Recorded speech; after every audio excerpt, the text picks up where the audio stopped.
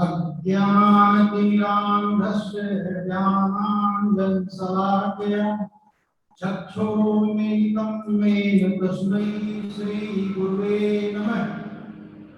रामाय रामभद्राय रामचन्द्राय वेदसे रघुनाथाय नाथाय सीताय पतये नमः। भारतीय योग परंपरा एवं नाथपंथ विषयक त्रिदिवसीय अंतर्राष्ट्रीय सेमिनार कम वेबिनार के द्वितीय दिवस के सब थीम नाथपंथीय योग एवं भारतीय पारंपरिक योग के सत्र में आप सभी विद्वज्जनों का स्वागत है। इस सत्र में हमें देश एवं विदेशों के कई चोटी के विद्वानों का बातें ऑनलाइन एवं ऑफलाइन माध्यम से प्राप्त होने वाला है। उनके ज्ञान से आज हम हर्षित होकर गौरवान्वित होने वाले हैं। इस सत्र की अध्यक्षता प्रोफेसर सुमन के सर करेंगे, जो लोयोला कॉलेज चेन्नई से चल करके हमारे बीच में उपस्थित हुए हैं। वे साहित्य एवं व्याकरण साहित्य के प्रौढ़ विद्वान हैं। वे इस समय अंतर्राष्ट्रीय फलक पर देवी प्रमाण रत्न की भांति हैं, जिनके प्रकाश से हम आलोकित होने वाले हैं। इसके अलावा हमारे इस सत्र के सह-अध्यक्ष डॉक्टर हृदय नारायण झा सर हैं, जो हमारे बीच बिहार राज्य संस्कृत अकादमी पटना से हैं एवं योग केंद्र के निदेशक के रूप में पटना में अपनी सेवाएं दे रहे हैं। उनके ज्ञान से भी हम लाभान्वित होने वाले हैं। इसके साथ इस सत्र के मुख्य वक्ता लीड स्पीकर प्रोफेसर माधव देश पांडे जी हैं, जो हमारे बीच में ऑनलाइन माध्यम से मिशिगन विश्वविद्यालय अमेरिका से जुड़ चुके हैं। आपके विषय में विस्तृत जानकारी आपके सत्र के समय हम व्याख्यान के समय हम देंगे। आपका भी सर स्वागत है। इस सत्र के आमंत्रित वक्ता के रूप में ऑनलाइन माध्यम से हमारे बीच बुद्धिस्ट स्टडीज के विद्वान आर छैंकी सर कंबोडिया विश्वविद्यालय से जुड़ेंगे, जो अपने अमूल्य ज्ञान से हमें अभिषेचित करेंगे। हम सर का भी स्वागत करते हैं। इस सत्र में हमारे बीच आमंत्रित वक्ता के रूप में ऑफलाइन माध्यम से हमारे बीच में डॉक्टर श्यामलेश कुमार तिवारी जी, जो प्राच्य संस्कृत विभाग लखनऊ विश्वविद्यालय लखनऊ से पधारे हुए हैं। उनके भी ज्ञान से हम लाभान्वित होंगे। आप सभी सुधीजनों का हम एक साथ स्वागत करते हैं, अभिनंदन करते हैं।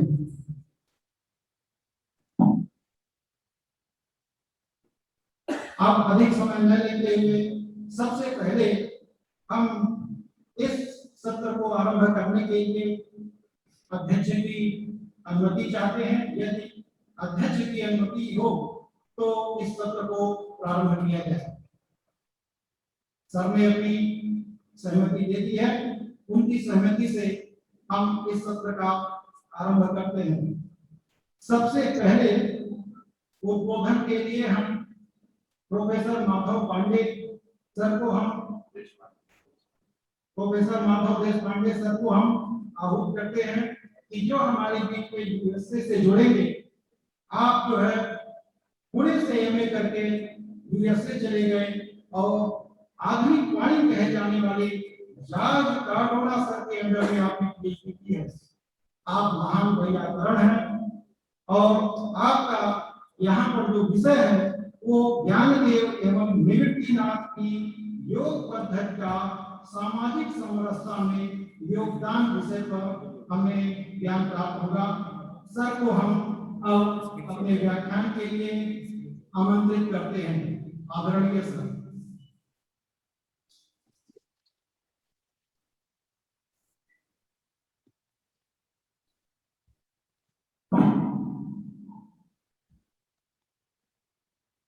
नमो नमः। प्राचार्य मुरली मनोहर पाठक जी ने इस संगोष्ठी में मुझे आमंत्रित किया इसलिए मैं उनको पहले ही धन्यवाद देता हूँ। सम्मिलित विद्वत जनों को अभिवादन करके मैं अभी प्रारंभ करता हूँ। मैं आपसे कैलिफोर्निया से बात कर रहा हूँ।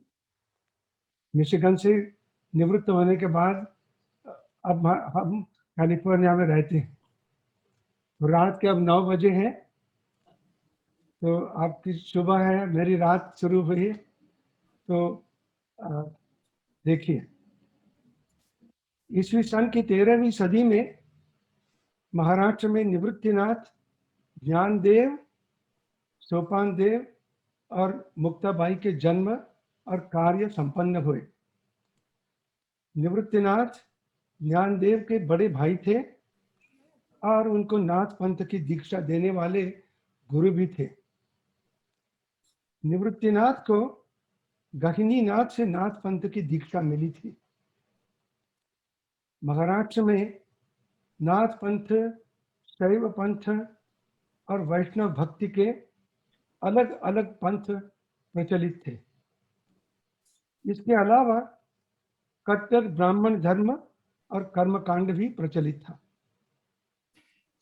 ज्ञानदेव और निवृत्तिनाथ इन दोनों के कार्य में नाथ पंथ, शैव पंथ और वैष्णव भक्ति, इन तीनों परंपराओं का समावेश दिखाई देता है। इस समावेश के कारण महाराष्ट्र में शैव और वैष्णव परंपराओं में उस प्रकार का झगड़ा नहीं रहा जो और प्रदेशों में दिखाई देता है।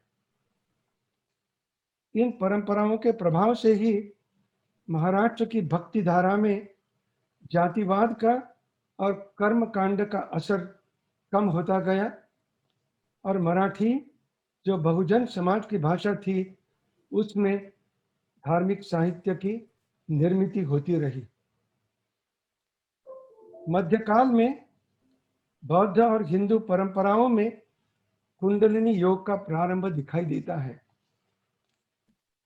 कुंडलिनी योग को हठ योग के साथ मिलाकर इसका प्रवेश नाथ पंथ में हुआ। नाथ पंथ का प्रभाव अनेक प्रादेशिक हिंदू परंपराओं पर गहराई से होने लगा। नाथ परंपरा और इससे प्रभावित अन्य परंपराओं के सिद्ध सिद्धांत पद्धति, गोरक्ष संहिता, गोरक्ष शतक, हठयोग प्रदीपिका, घेरंड संहिता, शिव संहिता, षट चक्र निरूपण आदि ग्रंथों से हमें चक्रों, कुंडलिनी जागरण और योगिक पद्धतियों के परिणामों के बारे में बहुत सारी जानकारियां मिलती हैं। संस्कृत में ऐसे बहुत ग्रंथ लिखे गए, साथ ही इन विषयों की जानकारी हमें ज्ञानदेव द्वारा लिखित मराठी भक्ति ग्रंथों से भी प्राप्त होती है। निवृत्तिनाथ अपने छोटे भाई के गुरु थे, लेकिन उनकी रचनाएं हमें आज बहुत कम मात्रा में मिलती हैं। ज्ञानदेव मराठी भागवत संप्रदाय के, वारकरी संप्रदाय के संस्थापक संतों में प्रमुख थे। 9000 मराठी ओवी नामक पद्यों में लिखी हुई इनकी भावार्थ दीपिका या ज्ञानदेवी या ज्ञानेश्वरी नाम से प्रख्यात है। ज्ञानदेव का यह ग्रंथ वस्तुतः भगवत गीता का टीका ग्रंथ है। इसकी रचना ईस्वी सन 1290 में पूरी हुई।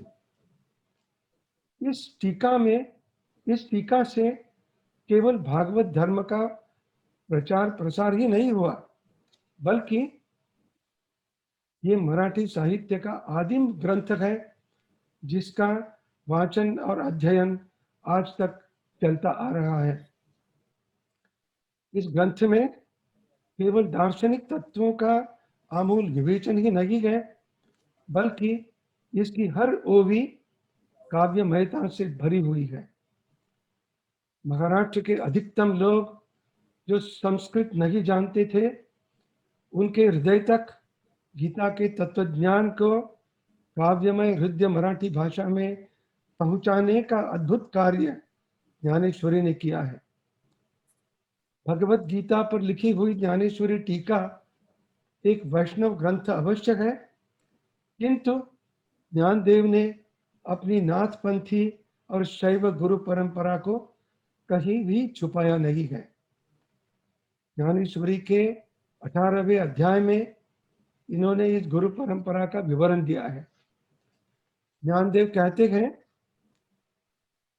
क्षीर समुद्र के तट पर श्री शंकर ने पार्वती के कानों में न जाने कब एक बार जो उपदेश किया, वह क्षीर समुद्र की लहरों के माध्यम से किसी मछली के पेट में जा लगा। ये मत्स्येंद्रनाथ थे। मत्स्येंद्रनाथ सप्तशृंग पर्वत पर चौरंगीनाथ से मिले, जिनके हाथ पांव लूले थे। मत्स्येंद्रनाथ से मिलते ही चौरंगीनाथ पूर्णांग हो गए।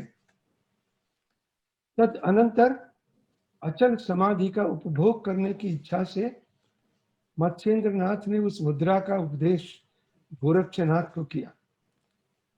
उससे मानो उन्होंने योग रूप कमलिनी के सरोवर, विषयों का विध्वंस करने वाले एक ही वीर जो सर्वेश्वर शंकर हैं, उन्हीं को उस पद पर अभिषिक्त किया। फिर सब प्राणियों को कलिकाल से ग्रस्त देखकर दौड़ आए और उन्होंने निवृत्तनाथ को यह आज्ञा दी कि आदि गुरु श्री शंकर से लेकर शिष्य परंपरा अनुसार हमें जो ज्ञान की निधि प्राप्त हुई है, उसको लेकर तुम दौड़ जाओ और कली के बलि होते हुए इन जीवों की सब प्रकार से रक्षा करो। निवृत्तिनाथ पहले ही कृपालु थे, उस पर गुरु की आज्ञा से ऐसे मानो वर्षा काल में बादल घिर आए हो।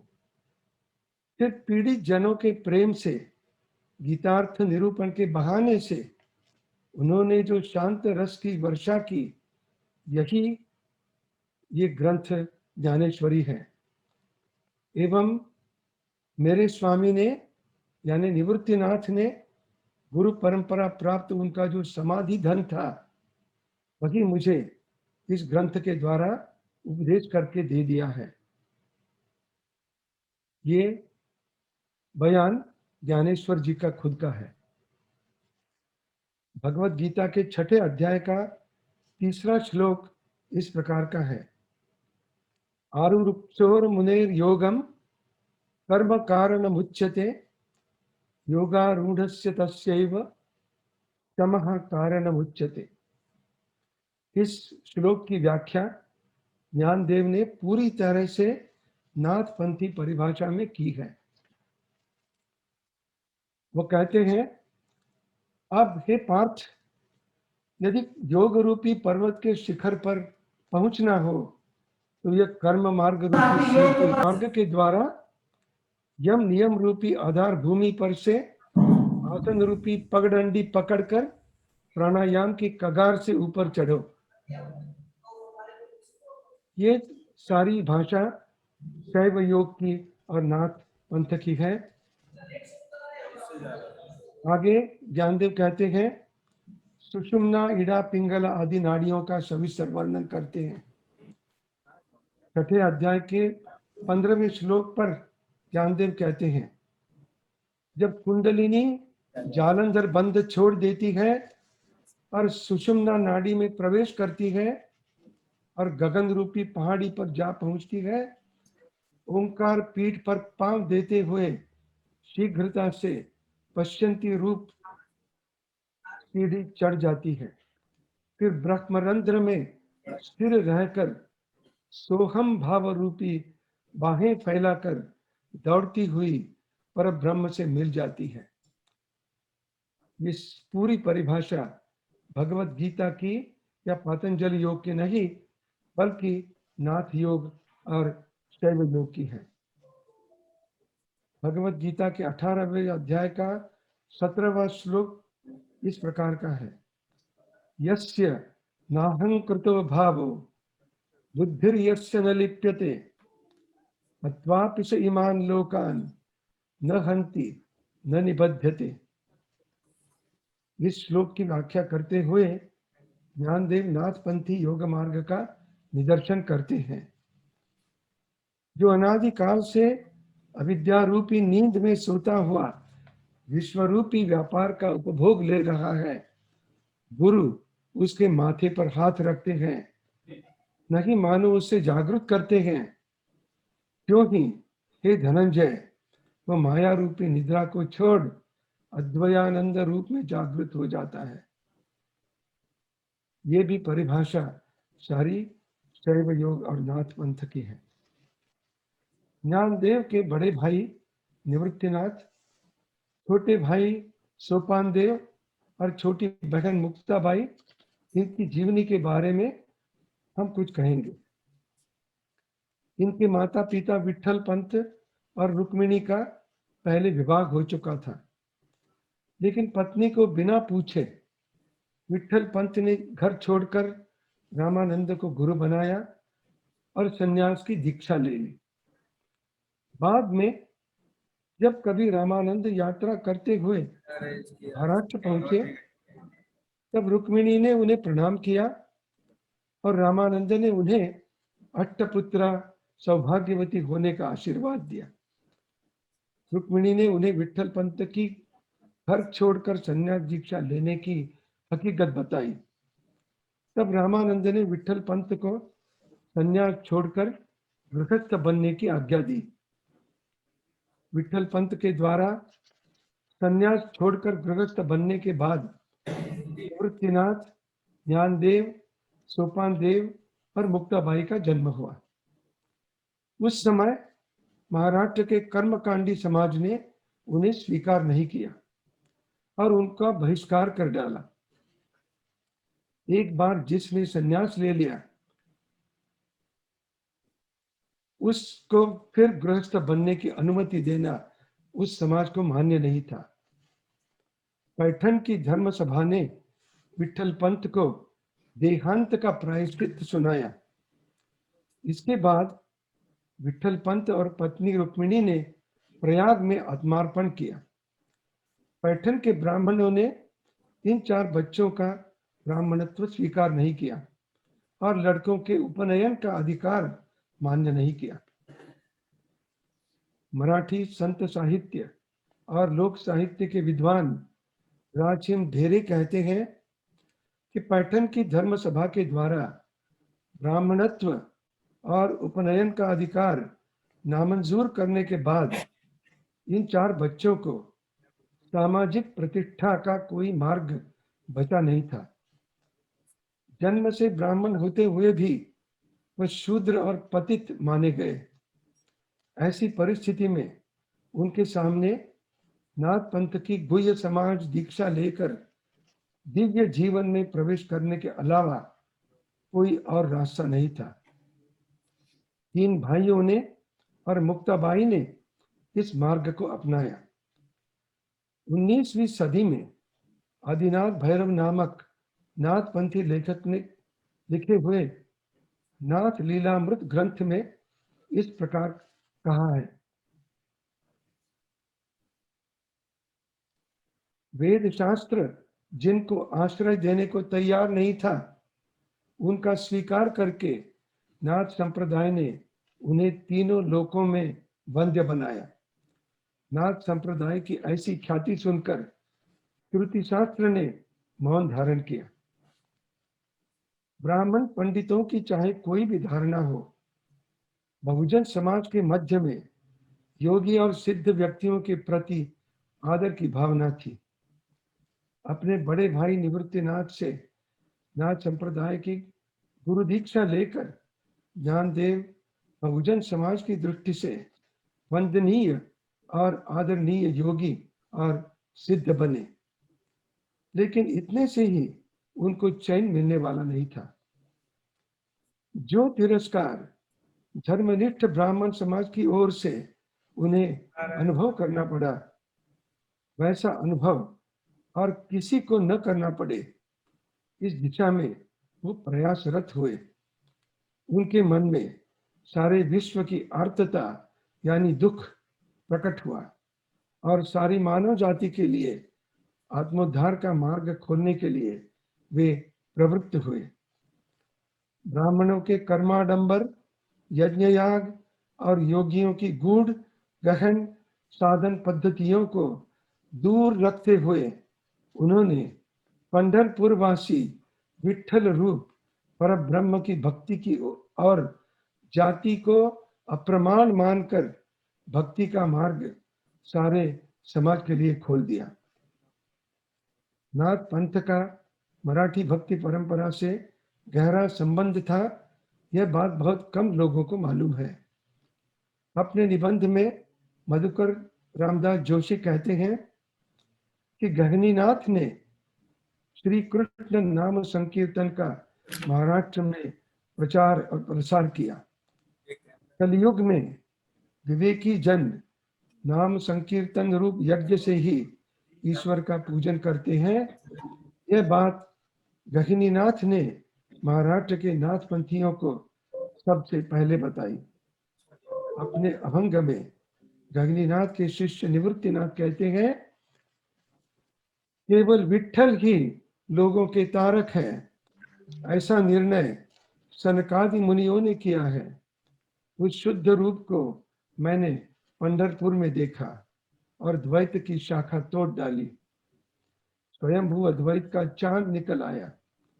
विठ्ठल राज का नाम तो सुलभ है, विठ्ठल का सहज नाम लेना, यह निवृत्ति का रहस्य मुझे गगनीनाथ ने बताया। इस प्रकार ज्ञानदेव की रचना में नाथ पंथ और विठ्ठल भक्ति का समन्वय होना कोई आकस्मिक घटना नहीं थी। यह शिक्षा तो उन्हें अपने पिता से और गुरुदेव निवृत्तिनाथ की परंपरा से मिल गई थी। अपने अभंगों में निवृत्तिनाथ कहते हैं कि श्री कृष्ण वेदों का धन है और उसके ध्यान से उन्मनी अवस्था की प्राप्ति और द्वैत का नाश होता है। कृष्ण की पिंड और ब्रह्म का समरस भाव है। यह रहस्य गोरक्षनाथ और गहनीनाथ ने हमें बताया। इन संदर्भों से यह बात स्पष्ट होती है कि श्री कृष्ण रूप विठ्ठल की भक्ति नाथ पंथ में महाराष्ट्र में पहले से ही थी। श्री कृष्ण केवल गोपवेश में साकार हुआ आत्म तत्व है।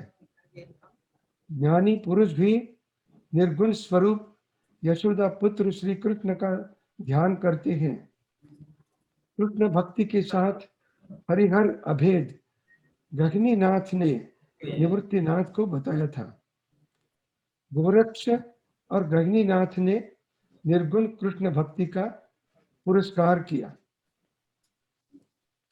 ज्ञानदेव के माता पिता को कर्मकांडी ब्राह्मण समाज ने पतित घोषित करके बहिष्कृत किया था और उनको और उनके भाइयों का उपनयन अधिकार छीनकर उन्हें समाज की दृष्टि में हमेशा के लिए अप्रतिष्ठित शूद्र माना लिया गया था। ये घटना इनके माता पिता के लिए और इन निरपराध बालकों के लिए कितनी भी निष्करुण और क्लेशदायक हो, उसका परिणाम महाराष्ट्र के सामाजिक जीवन में निस्संशय क्रांतिकारी रहा। सामाजिक प्रतिष्ठा का द्वार ब्राह्मण पंडितों द्वारा बंद हुआ देखकर ज्ञानदेव, उनके भाई और उनकी बहन, इन चारों ने नाथ परंपरा की दीक्षा के द्वार से गुह्य समाज में प्रवेश किया और इस नाथ गुह्य समाज के दिव्य अनुभवों का और उच्च तत्व ज्ञानों का गुप्त धन महाराष्ट्र के हर कोने तक पहुंचाने का महान कार्य किया।